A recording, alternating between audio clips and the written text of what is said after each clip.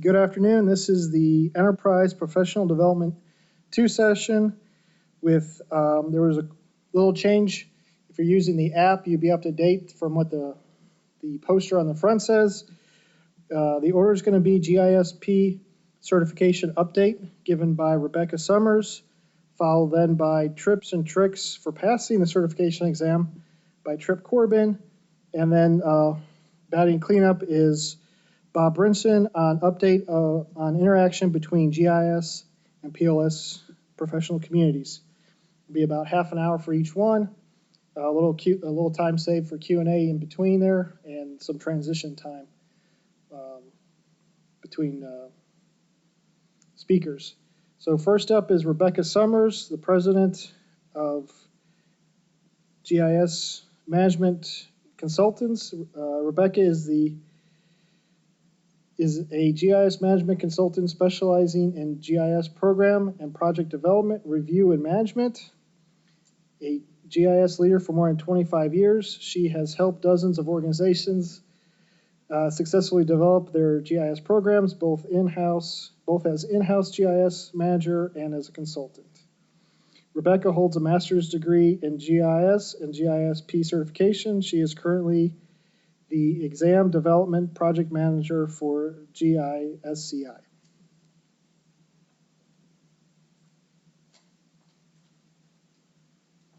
Thank you. Can you hear me okay? How many of you have your GISP certification? How many of you are thinking about it? How many of you are hoping to avoid it? Well, we'll see which counts I can help you on here. What I'm going to be talking about is why GISCI moved to an exam, how the exam was developed, how we got there, the exam characteristics so you know what to expect, and how GISCI is moving forward with certification into the future. So first, let's quickly cover GIS certifications. When we talk about GISP, we're talking about the GIS Professional Certification. It's issued by GISCI, the GIS Certification Institute, which has 5 member organizations, the AAG, the geographers, GITA, the Geospatial Technology Association, the Geographic and Land Information Systems Group, NISGIC, the state's GIS, UCGIS, which is university, and ERISA. And it started in 2004. It was incorporated, although ERISA had started development of the program before that. So it's a certification that looks at your GIS achievement, competency, and professionalism. So you have a portfolio which looks at your experience, successful experience in GIS at a minimum 4-year level, your education, your contributions to the field, and a code of ethics. If you saw David DiBiase talk, that was the GISCI Code of Ethics, which you're required to sign and also to know about and to follow. The Geospatial Core Technical Knowledge Exam was added in December of 2015. So now, in order to achieve the certification, you have to submit and pass the portfolio review as well as the exam. So that's the GISP certification. There are other GIS certifications. You may be familiar with the ones from ASPRS. They've had a suite of certifications going back to 1975, the Certified Photogrammetrist, the Certified Mapping Scientist in GIS, LIS, and Remote Sensing, and the Certified GIS, LIS Technologist. There are also a variety of ESRI technical certifications, and USGIF has started a suite of certifications in geospatial intelligence. To further complicate things, that's the suite of certifications available, which are different from certificates, which are certificates of completion of an academic program, which differ yet from badges and other micro-credentials that you can achieve in, I think, some elements of GIS, and licensure, which is actually a legal requirement, usually at a state basis. So we're talking here about GISP certification, but keep the others in mind. So why obtain the GISP certification in particular? Well, it documents your professional achievement. It's a vetted, reviewed verification of your achievement that goes beyond just the resume. It also provides professional recognition that you have been reviewed and you're part of a profession, not just saying, hey, I know GIS, but I'm actually a certified GIS professional. So we see that there is greater earning and advancement potential, and that credentials are also used to pre-screen more and more often. And we hear that given equal candidates, one who has a credential may be favored over one who doesn't. And also we live in an age of credential creep, to use a term coined, or at least used by David DiBiase. You know, in the world where an undergraduate degree is the new high school diploma and a master's degree is the new bachelor's, people are realizing it helps to have credentials for your technical and your professional knowledge. We're also seeing that there's a growing preference of the GISP certification actually being called out in requirements and RFPs, that you staff it with someone with a GISP, and also in some job descriptions. And finally, we're all in this together. You know, GIS has been around for 2 or 3 decades, and we're still striving for recognitions as professionals. So it isn't just the credential you gain, but the more people who gain it, who stand together, so to speak, with their professional credential, the more professional visibility and credibility the GIS profession has. When we look at some of the areas where we are seeing a preference for the GIS certification, we've seen, and this was a few months ago, more than 100 job listings every few months that state a preference for GISP. We're seeing it in public and private sector, but I will say it's probably more prevalent in the private sector, because particularly for companies that will be responding to RFPs and offering services, it's an added benefit that they can say that they have GIS, certified GIS professionals on staff that they will bring to the project. And we're seeing it in all types of jobs, everything from managers, analysts, coordinators, technicians. So it is starting to grow in recognition and as a requirement. We've also seen increasingly states not require it in their jobs, but endorse it as something that they would like to have more prevalent in the state. But as I said, it's not just about will this credential earn you a raise or will it get you a particular job, but that we as a group are trying to grow the GIS profession. So it increases the recognition of the profession. It increases GIS professional cooperation, that we're all pulling together. We recognize each other as GIS professionals.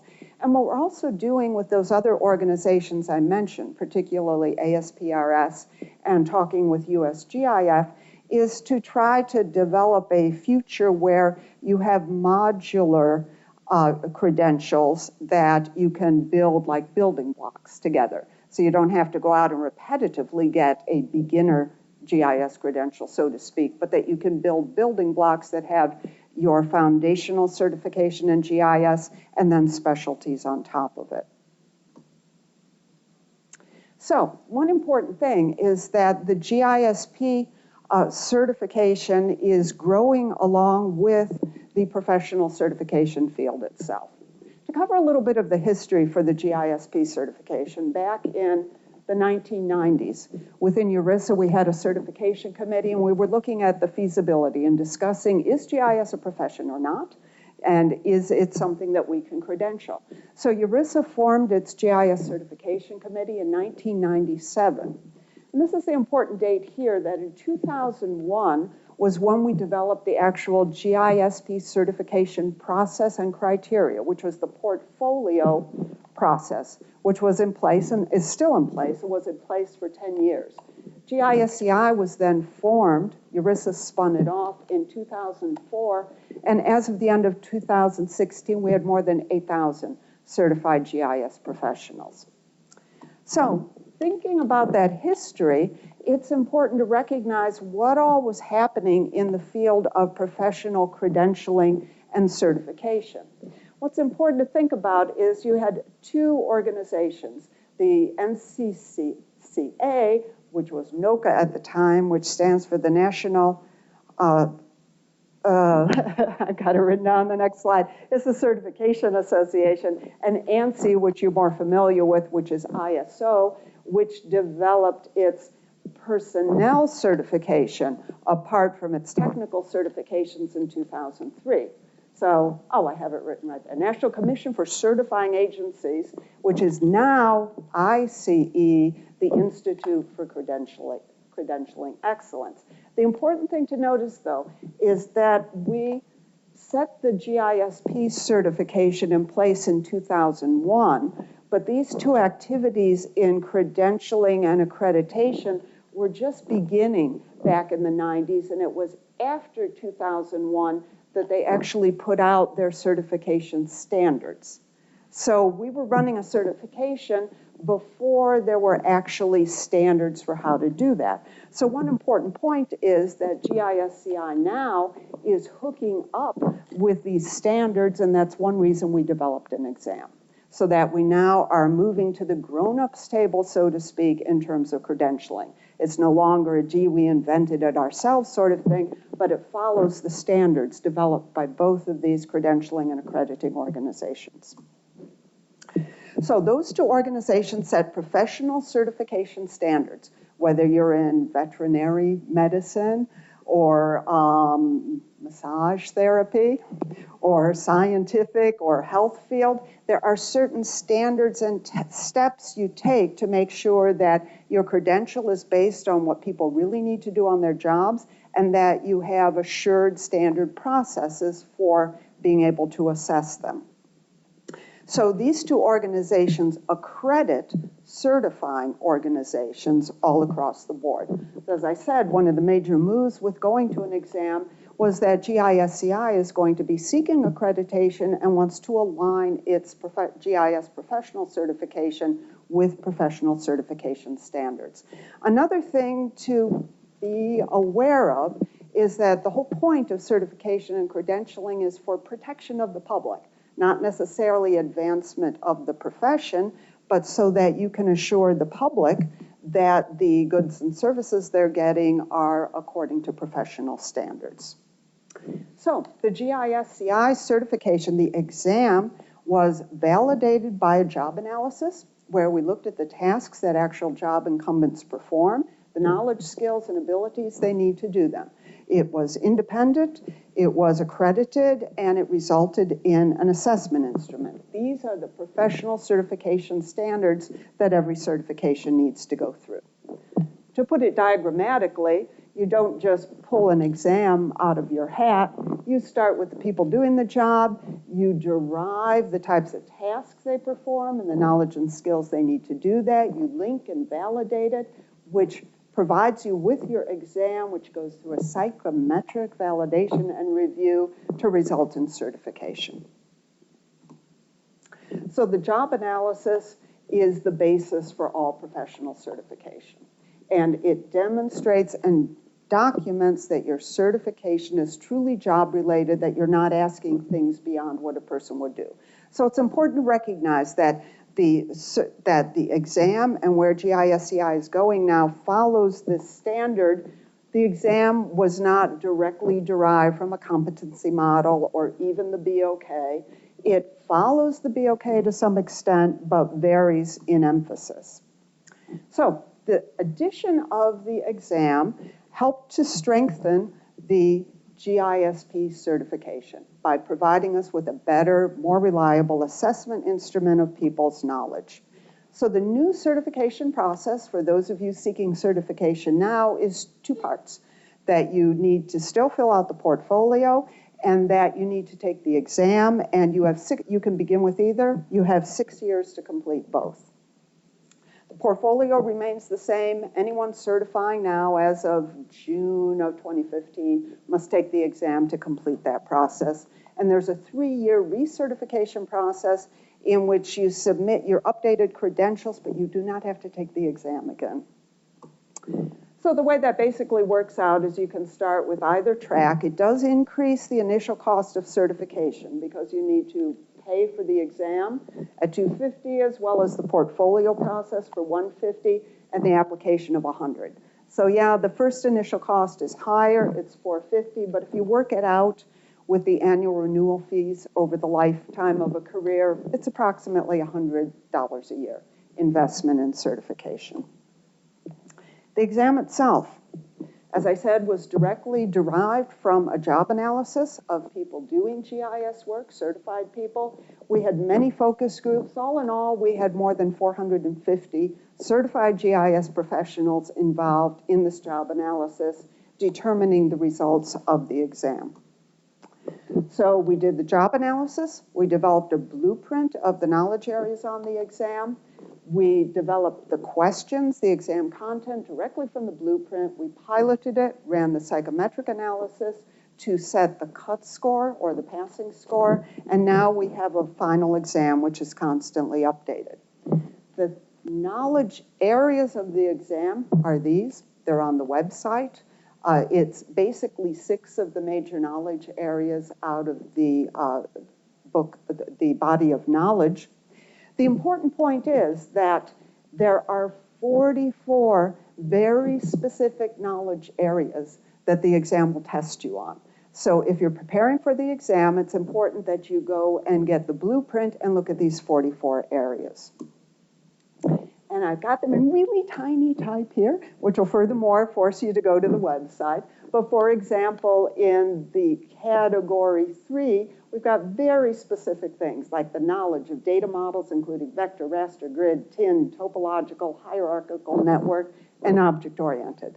So you know going into the exam the types of detailed things we'll ask you. So it's a matter of going through this and asking yourself how well you know each of those knowledge areas in order to prepare for the exam.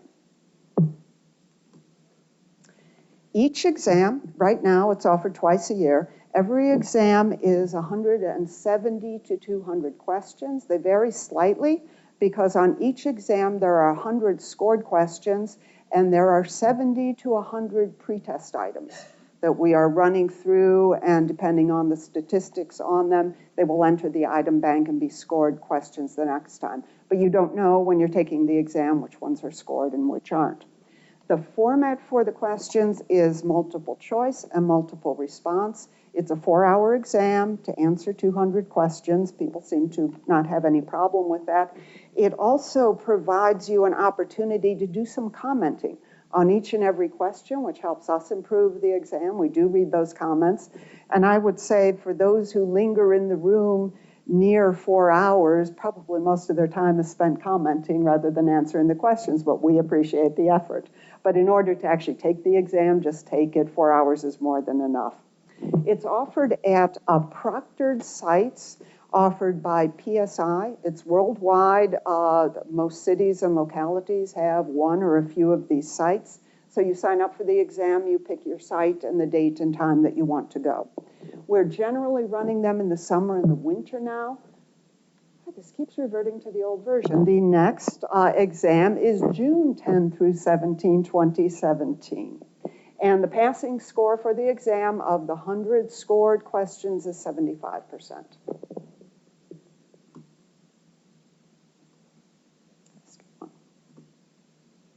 So in terms of the exam itself, we have an exam bank that we're constantly adding questions to, so that every exam is actually different from the previous one. So every time we offer it, it's different from the previous exam. And furthermore, everyone taking that exam gets the same questions, but not in the same order. What we're hoping to do in the future is to build this data bank out even further, which would enable us to offer the exam more times per year and in more places. We also are hoping that we can move into other forms of questions when we're able to change vendors and do some more modern forms of questioning. And we will be doing a regular exam blueprint refresh. The blueprint we're running off of right now was developed in 2013. It had those 6 knowledge areas, knowledge categories, 44 knowledge areas I showed you. We're coming up soon on a refresh of the blueprint. Again, we will do a job analysis. We will go out and work with certified GIS professionals and ask them what they do in their jobs today. And we're also thinking about other forms of testing, whether you can actually do computer-based testing at other types of facilities, like here, if we could do a proctored exam, perhaps to correspond with big conferences and such, so you can travel once. So moving forward. The exam does improve the quality of the GISP certification. When we only had the portfolio, we were going on what people wrote down about their education and their successful job experience, but it was very hard to vet those and really know if people had the skills that they said they did. So it is not different. It's if someone who attains certification through the testing does not have a better certification, it's just a more effective assessment instrument. So the exam is used for the assessment of technical knowledge rather than a reviewer's subjective review of, well, you took these courses and you worked these jobs that correspond to these body of knowledge areas, so we're hoping you have these skills. Now we're actually testing the skills and knowledge part of it. As I said, GIS-CI will be seeking accreditation for this certification, and it's very important that we have now aligned it with standard certification and exam development processes, so it is accreditable. And now that it will be accreditable and has an exam, it can serve as the foundation, a generic GIS foundation for other types of certifications, GIS certifications, specialties, or maybe parallel certifications from other organizations. So, for example, in this diagram that starts with the job analysis, works through the KSAs, the linkage, the exam, the psychometric validation, if there are other certifications that come along. For example, there have been requests whether parcel mapping or addressing, if certification could be developed for those, or for GIS management, they would follow the same process. Again, the standard exam development process, where through job descriptions for the people doing those types of jobs, we do a job analysis, come up with the KSAs, and validate it, and then an assessment instrument, which is not absolutely necessarily an exam. An assessment instrument could be something else, but it still needs to be a very impartial, measurable thing that is the same from group to group. So it is possible there could be a portfolio of work or an exam, but the idea would be that it would follow the same type of process, so then it could sit on top of the GISP certification. So you may have your GISP certification and a specialization in parcel mapping or addressing. So what it means for GIS-CI is this whole activity over the past 4 years was more than just an exam, more than just the addition of one more hurdle, so to speak. All importantly, it is aligning GIS and the GISP to be eligible for accreditation and to be similar to all other certifications in the way it was developed and how it is actually measured in the end. So it can serve as a stronger foundation, not only for the GISP, but for additional certifications.